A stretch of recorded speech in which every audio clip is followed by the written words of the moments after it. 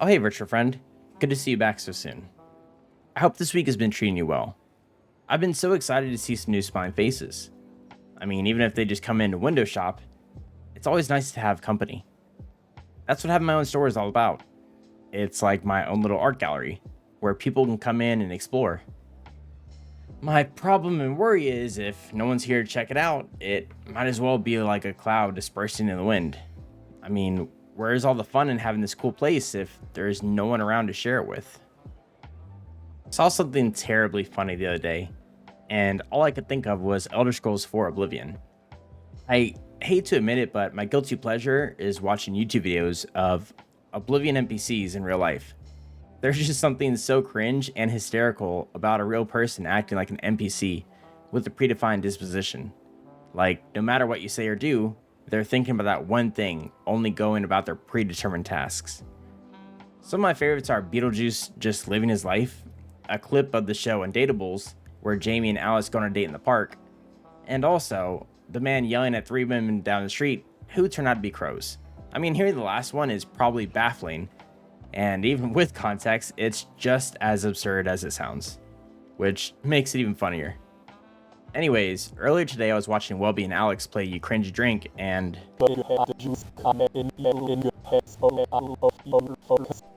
oh gosh, Big Head just stole a bunch of my forks again. I'll be right back. Have you ever tried a jawbreaker? The big ones? Never made a woman come. Never finished never finished a lollipop. Never finished a chapstick. My favorite type of game is the tried and true open world RPG. I love experiencing a story at my own pace.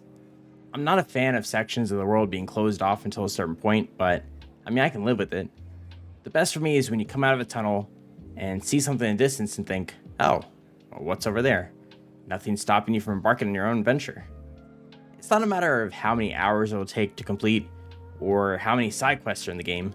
I mean, it'd be cool to explore the world with friends, but so many MMOs these days are just lacking or straight up just cash grabs. It's not even about the customization for me, although I am a vain and indecisive mess. I mean, it can be addiction for sure, but what truly matters for me is exploring a world that truly feels lived in. I was beyond excited for Dragon's Dogma 2. The first was extremely enjoyable.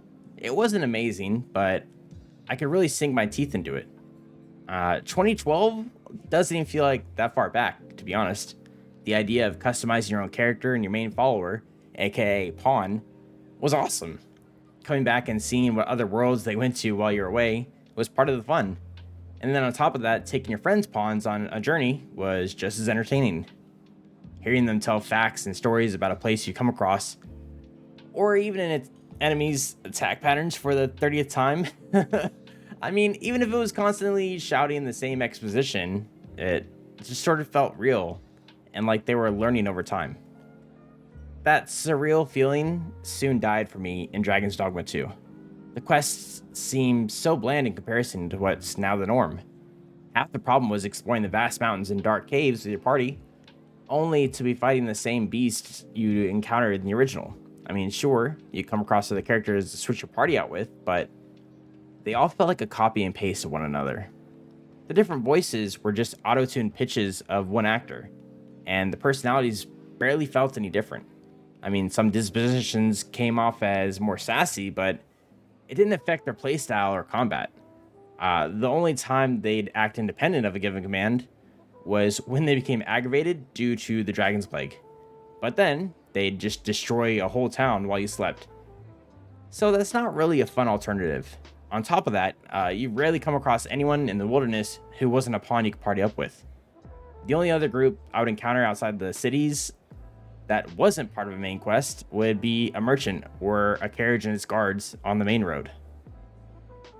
What was even worse was when I entered a town and it just felt awkward and almost haunted. The NPCs were walking around here and there, sure, but they honestly could have been statues and nothing would have changed.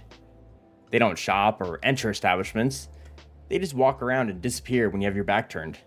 A lot of current gen games use this method for their NPCs, particularly Cyberpunk. Yeah, shots fired. I remember one mission in Dragon's Dogma 2 where you had to sneak into a fancy party early in the game.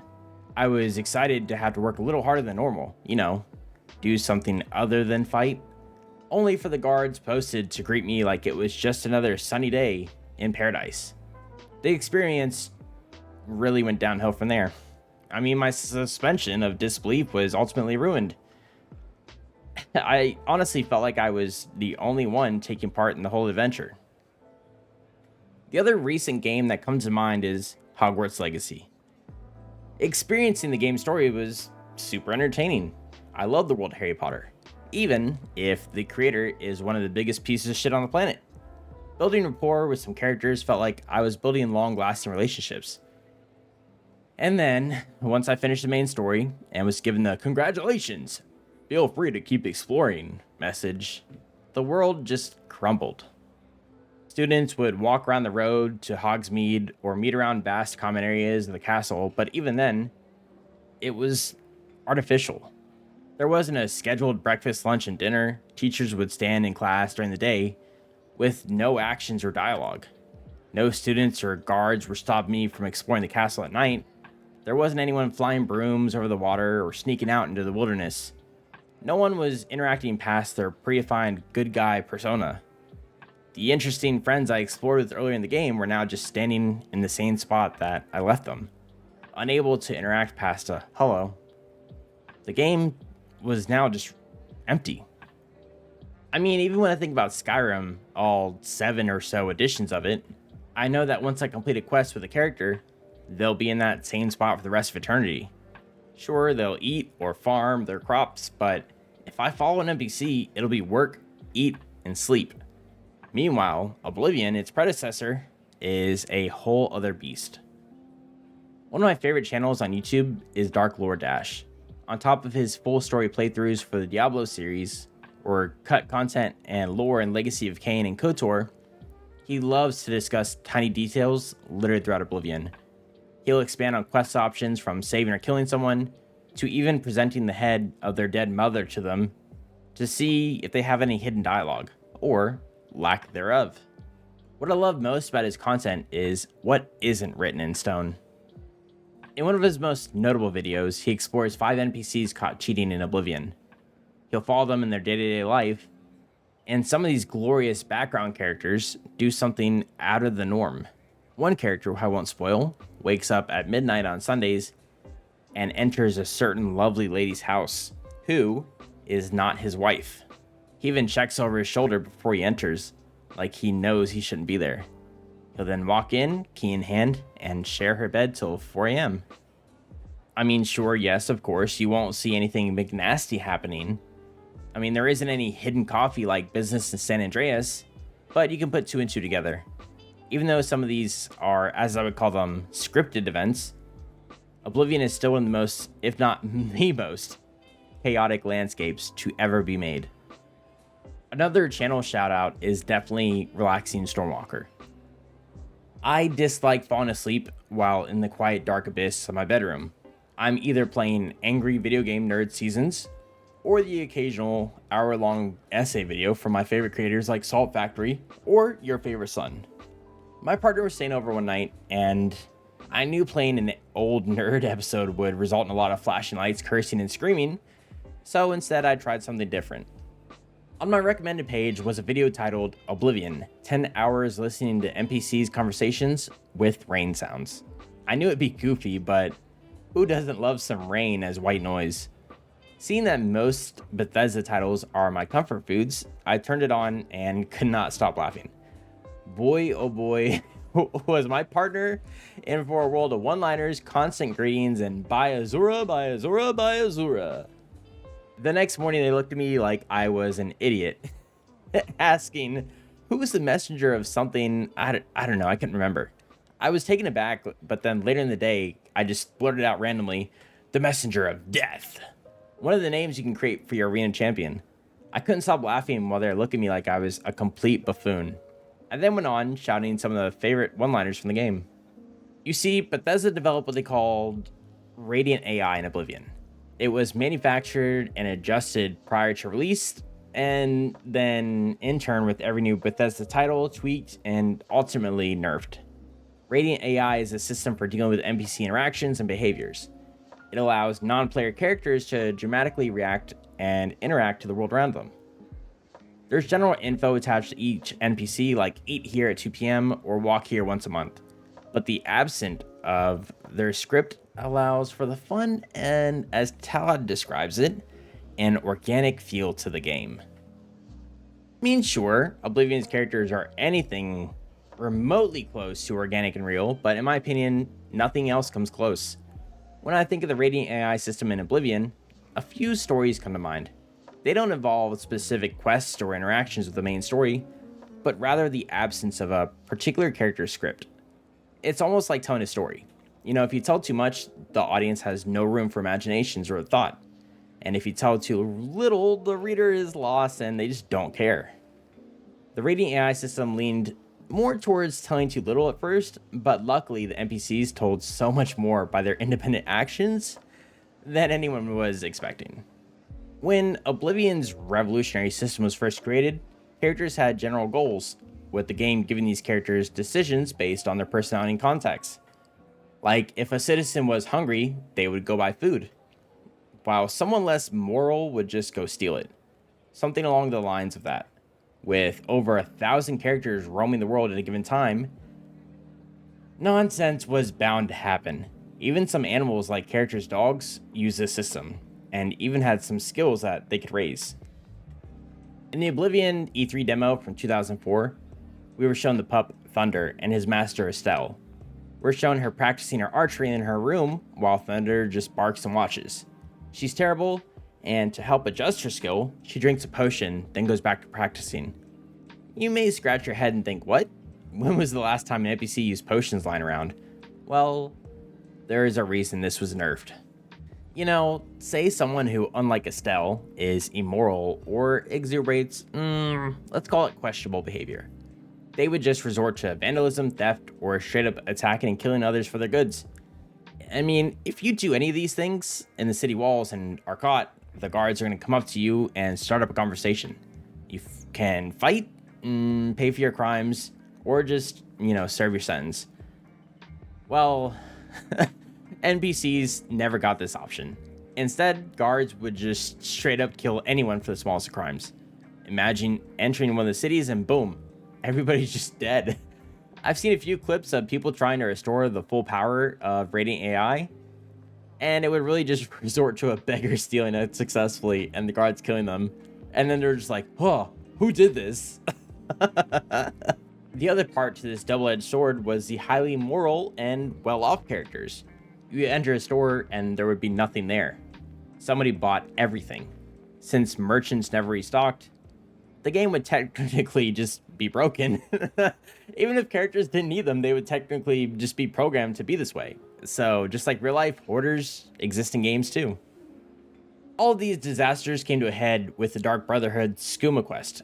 The addicted citizens of Tamriel, itching for their skooma fix, would just take all the stock from their local dealer and then kill him once he had nothing left.